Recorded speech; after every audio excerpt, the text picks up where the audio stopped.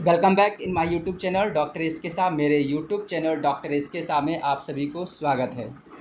आज मैं स्टार्ट करने वाला हूं रजिस्ट्रेशन अंडर जीएसटी। जो आप देख पा रहे होंगे यहाँ पे जीएसटी के अकॉर्डिंग रजिस्ट्रेशन कैसे करवाया जाता है, कि कौन कौन सा ऐसा ट्रेडर है जिसके लिए रजिस्ट्रेशन करवाना कंपलसरी है, और रजिस्ट्रेशन करवाने के लिए थ्रेशोल्ड लिमिट क्या है, उन तमाम चीज़ों पे आज हम लोग फोकस करेंगे। ठीक है, उसके साथ ही साथ लास्ट में रजिस्ट्रेशन से रिलेटेड जो भी एमसीक्यू क्वेश्चंस होंगे उन क्वेश्चन पे भी हम लोग फोकस करेंगे। इसलिए इस वीडियोज को स्टार्ट से लेकर के एंड तक हम लोग बने रहेंगे, ताकि रजिस्ट्रेशन से रिलेटेड जो भी क्वेश्चंस बनती है उन तमाम क्वेश्चन कॉन्सेप्ट के साथ साथ हम लोग क्लियर करेंगे। तो देखिए क्या कहता है, कहता रजिस्ट्रेशन ऑफ एन एसएससी और a tax payer taxable person is the starting point in any tax law. कहता रजिस्ट्रेशन जो होता है किसी भी एसएससी या टैक्स पेयर के लिए एक स्टार्टिंग क्या है, स्टार्टिंग पॉइंट होती है कोई भी लॉ के according. It is the most fundamental requirement of identification of the business for tax purpose and monitoring compliance requirement. ये जो है एक मोस्ट फंडामेंटल एक रिक्वायरमेंट है जो कोई भी टैक्स पेयर को या बिजनेस एजेंटी को टैक्स पे करने के लिए आइडेंटिफाई करती है, और साथ साथ उसको मॉनिटरिंग करती है कोई भी लॉ से रिलेटेड। अब आगे देखेंगे, अब यहाँ से देखेंगे क्या कहता है। कहता है CGST act provides for registration of every, किसके लिए, every supplier effecting the taxable supplies, every supplier having aggregate turnover exceeding ₹40 lakhs for supply of goods and 20 lakhs for supply of services. क्या समझे, प्रत्येक सप्लायर के लिए जिनका aggregate turnover exceed करता है 40 लाख रुपया, किसके लिए, सप्लाई ऑफ गुड्स के लिए, सप्लाई ऑफ गुड्स के लिए, और कहता है 20 lakhs for supply of services के लिए। ये एक दो पॉइंट है, क्या समझे। यहाँ पे इस दो चीज़ को याद रखेंगे हम लोग। ये 40 lakhs किसके लिए है, फॉर गुड्स के लिए, और 20 lakhs फॉर सर्विसेज के लिए। ठीक है, ये रहा। इन दी फाइनेंशियल ईयर के according is required to be registered. कहता है वैसे सभी टैक्स पेयर जिनका एग्रीगेट टर्नओवर 40 lakhs रुपीज़ यदि वो गुड्स का सप्लायर तो, या 20 lakhs यदि वो सर्विस प्रोवाइडर है, ड्यूरिंग द फाइनेंशियल ईयर में होना चाहिए, उनके लिए रजिस्ट्रेशन करवाना एक कंपलसरी होती है। फिर कहते हैं this threshold limit of ₹40 lakhs और 20 lakhs is reduce to 10 lakhs in case of supply effect in the state of special categories state.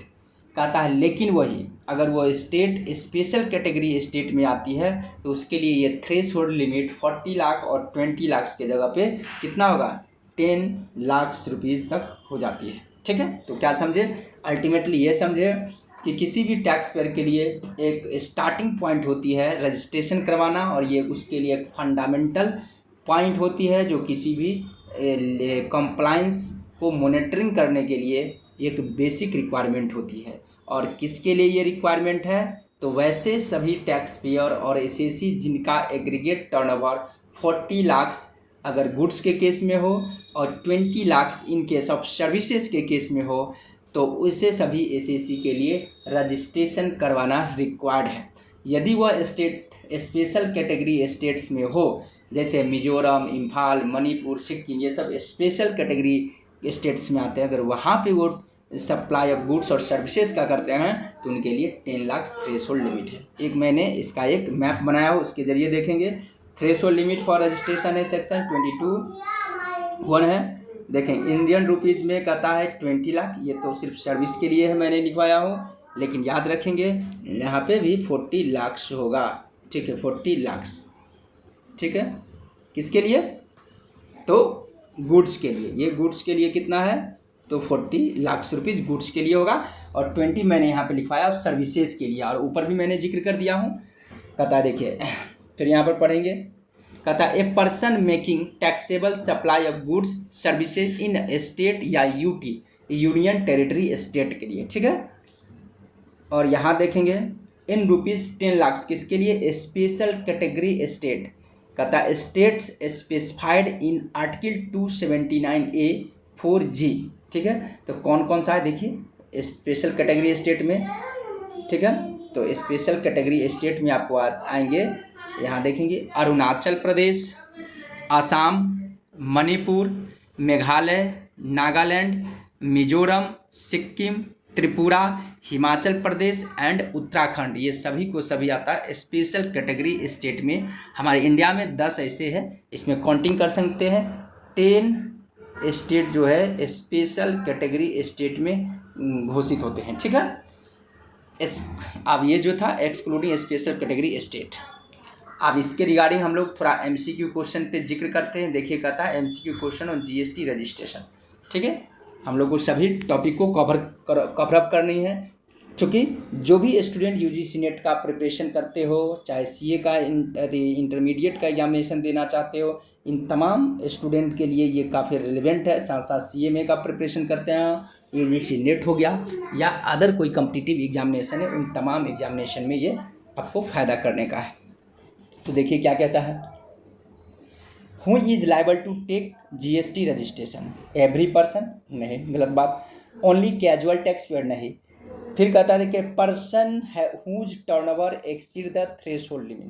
कहता वैसे पर्सन के लिए जिनका टर्नओवर एक थ्रेशोल्ड लिमिट क्रॉस करती है, तो इसका आंसर सी होगा। तो ये क्या है थ्रेशोल्ड लिमिट? तो गुड्स के लिए आपको 40 लाख है और सर्विसेज के लिए कितना है 20 लाख है। ठीक है, किसके लिए? ये जी फॉर गुड्स के लिए, एस फॉर सर्विस के लिए। ठीक है, तो ये सी हो जाएगा इसका आंसर। फिर आगे बढ़ेंगे हम लोग। दूसरा नंबर में क्या कहता है, what is the threshold limit for GST registration in case of service? तो अभी मैंने जस्ट इस पे जिक्र करवाया हूँ, सर्विसेज के लिए 20 लाख और गुड्स के लिए कितना है 40 लाख। ठीक है, देखेंगे